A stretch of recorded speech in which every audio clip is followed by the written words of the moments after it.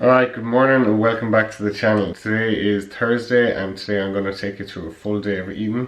I'm doing a 2-month bulking phase at the minute, so my calories are slightly higher. I haven't done one of these videos in a while. I'm going to go through with you what I eat in a day typically and at what times, calories and macros. And then I'm going to do a few other stuff like what I do on Thursdays, check in with my online clients, my own training and stretching, and Johnny's going to give me a haircut because the hair is looking absolutely ridiculous. I thought I'd be able to wait out till the end of lockdown, but I think it's gone as far as it needs to with this little experiment. I've actually never had my hair this long in my whole life. So this is long as it's ever going to get. Just doesn't suit me at this stage.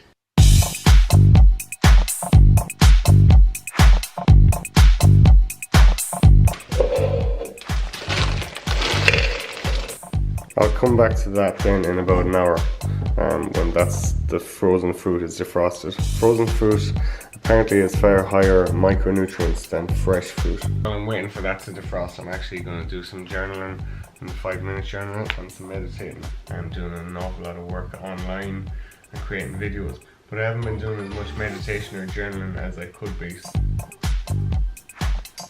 I might as well do a physique check-in of sorts since I'm waiting for my smoothie to defrost. So I'm at week 1 of a 16-week training phase, divided into 2 training phases of 8 weeks. So I'm going to do 8 weeks of slightly higher calories and then 8 weeks of lower calories, but how low I go will depend on my workload and stress levels at the time. The goal is to have my best ever physique for my birthday in June, 4 months away. But again, I'm not going to go into the extremes.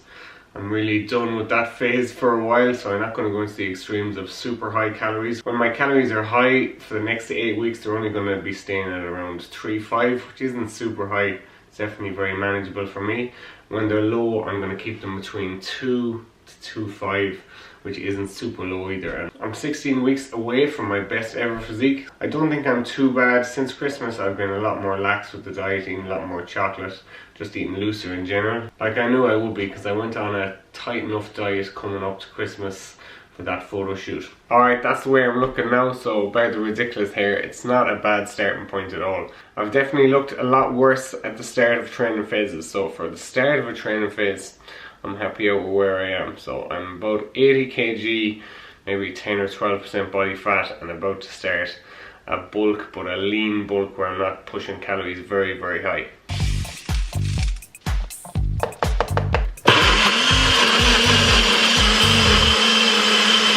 This is meal 1 and it's absolutely delicious. I love drinking smoothies. When you put the oats in, it's actually quite thick, and the frozen fruit makes it even thicker as well. Yeah! I have a very particular coffee order. This is a large Americano with an extra shot, so it's got 4 shots in it. It's like 2 double espressos, but I only have 1 coffee in the day. It's as strong as 2 coffees, but I only have 1 of them in a day. So 1 large coffee after breakfast. This is absolutely delicious. So I have 1 of these every day. It's about 300 or 400 calories. I'm probably going to swap it for a protein bar when calories lower a little bit, but I just love it so much that I find it hard not to put it in.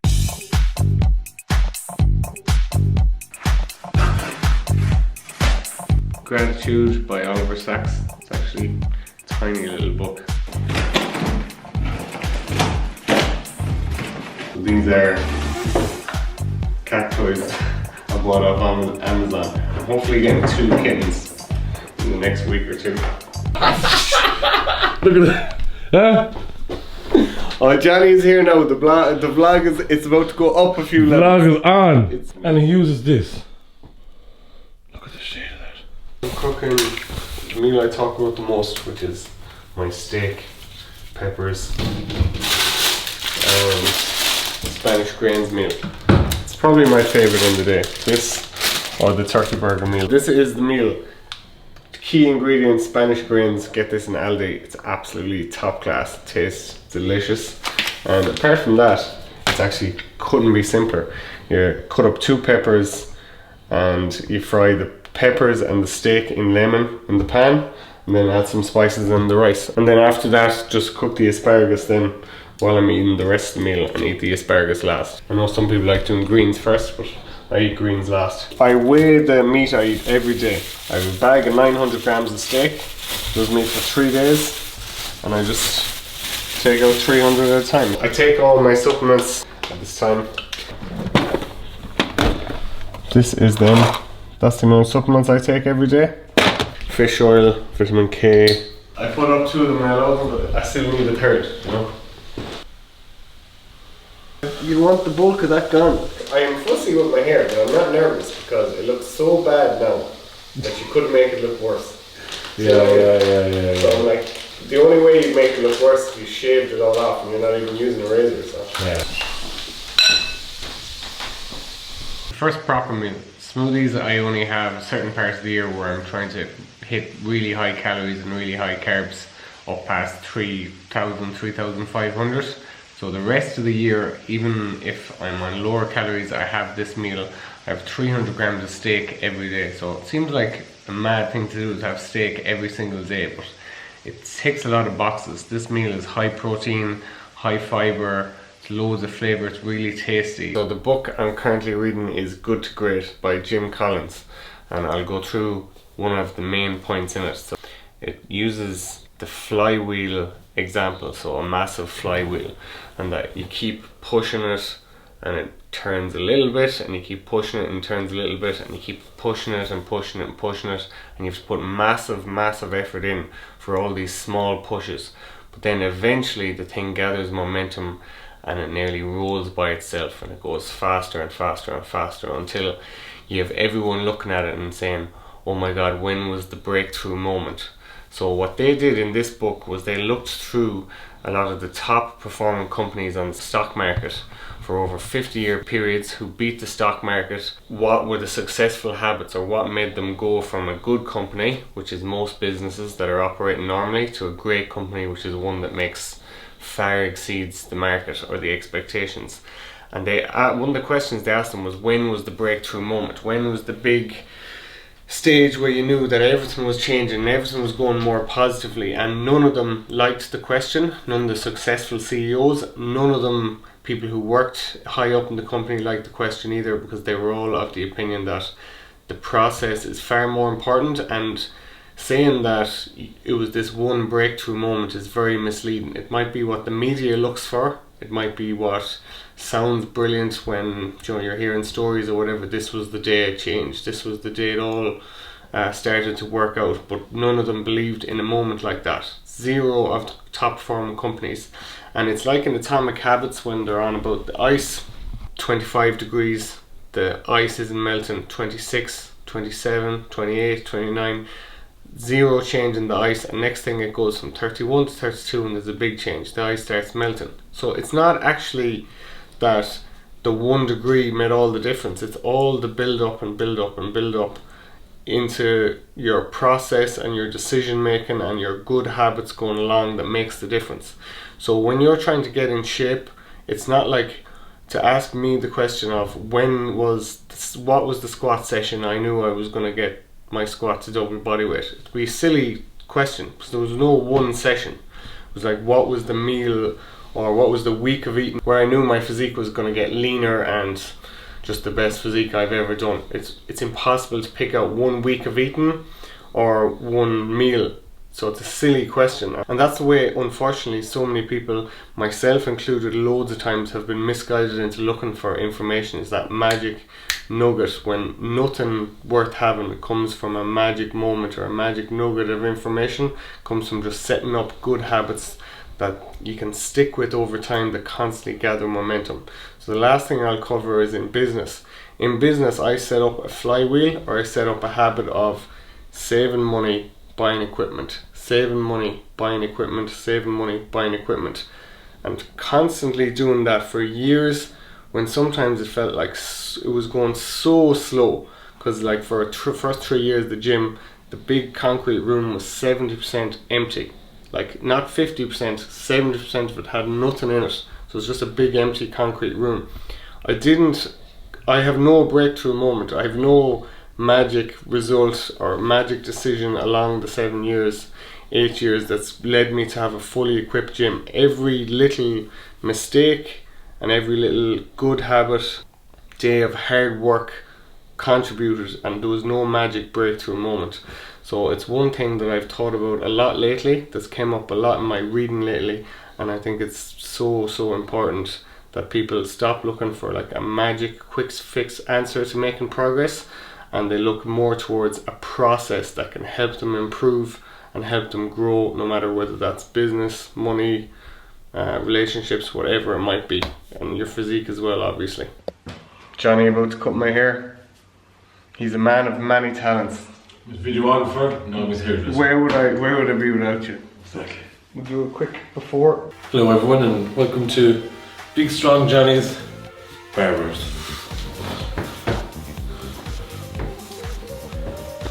Someone ever teach you, no? No, I was actually a model. Well, not a model. A model? Oh, a model. What would you call it? Where I know, they are called models, Yeah, for someone's course before. So I went in and they cut my hair, so I got to hear what they were saying even. Yeah. Do you know what I mean? So I know from that, and looking at well, you were cute enough, you got free haircut and you're fucking uneducated then. Exactly. I didn't say nothing about the educated part. You're cute enough. Yeah, I'm going to choose the hook. What look? Why? With the comb. It's the same as the scissors. So you bring the hair out with the comb. Yeah, I know what you mean. It's just easier. Because you need a right good.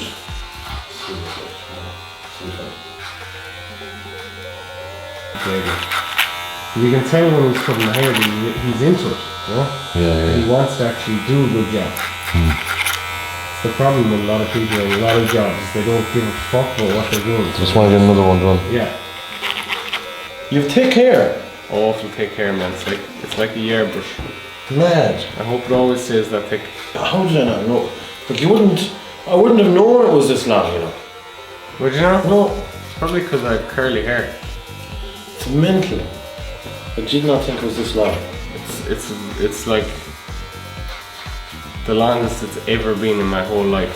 Sure, I can't do anything with it. Normally you mess around with it and you look a bit better. Yeah.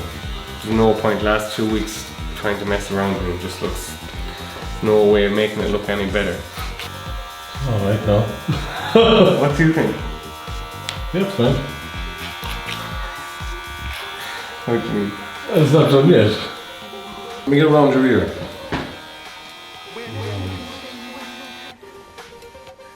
No, Johnny, that's some improvement. A lot neater. Sure is. Look, it's not perfect, but No. I can't be expecting to get it perfect first time. That's for sure. And Well, I did learn something. hey, it's way better than the first time, than before anyway. It's way better, and I did learn because it was my first time cutting hair without putting the yolk on. The next meal is the only meal that I reheat and is in a lunchbox. I hate eating reheated meals. Absolutely think it's the most rotten thing ever. But this one I don't actually mind at all. So chicken and rice reheats pretty well. Steak doesn't, turkey doesn't, fish doesn't. Trust me, I know from plenty of experience. But chicken and rice is actually fine for reheating. So this is my pre-workout meal. I'll eat this, about 300 grams of chicken and some basmati rice, and I make a little chicken curry out of it, and I do it every 3 days. So I cook for that day fresh, and then 2 more lunch boxes full, and it's not too bad reheated at all. Use a few spices, turmeric, curry powder, some garlic when I'm cooking it, and the secret ingredient then when I'm reheating it to make it far more palatable is pink Himalayan salt. Pink salt for the win. Yeah! The lens of lenses, according This is to going Johnny. to change the game. See this here? The game will be changed. So the next part of my daily calories is my intra-workout drink. Again, not something that, it's supplements, so it's not something that's absolutely essential for most people. I've had an intra-workout drink for the past 3 or 4 years. I think it helps me get better pumps, crucially, and it helps me feel just better while I'm training, because I feel like I can go harder for longer. There's tons and tons of research into this. If you do train very intensely and lift very heavy, like I do often during the week, then you can get plenty out of intra-workout drinks like this. But like any other supplement, if you don't have your diet bang on track in the first place, you're not going to be getting anything out of an intra-workout. So what's in mine is 5 different ingredients. You can put loads of different things into an intra-workout shake.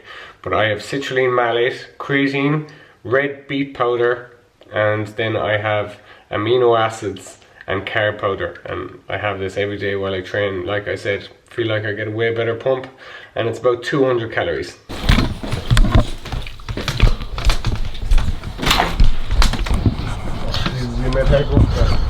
Someone could have stolen it. Every time he sees me, or the other people like that see me in town from that group, they look at me like this, look. And every time it happens, I just burst out laughing. Yeah. It always gets me going when I look out these windows and it's all blue. You know? Especially this time of the evening. It's particularly grim when you come in here every day and it's dark when you come in here in the morning, and it's dark again when you're in here at 4 o'clock for the evening.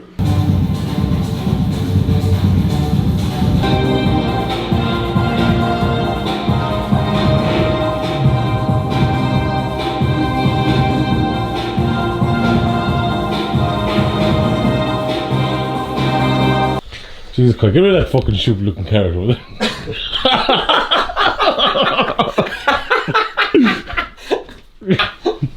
See my goals up there as well. Well, like Actually 2 or looks 3 well. times a week I read them out loud. Do you know? Yeah. So just to be like manifesting, I think they call it. Yes. Do you know? Nowadays. Manifestation. Yes. Visualizing your manifestations. I got that from my niece and nephew for Christmas. What? I remember them giving it to me at the time, thinking it was hilarious. He's called Kevin the Carrot, you see. Oh, is he? Yeah, Oh, yeah. Oh. Well, you can if you want. No, it's a bit late now. Nothing like fresh sheets, is there? I actually never did it like this before. Did you not? No. This is pure showman stuff for the camera. Oh. If you have a terrible day and you come home, at least your bed is made and you have a nice bed topping. Exactly. This is the extreme part now. This is like Yes. high intensity interval training here. If You you get- time this wrong, you could dislocate your shoulder. Yeah, exactly. If you don't get this right, all of this was for nothing. Concentrate. Focus. Go on, kid.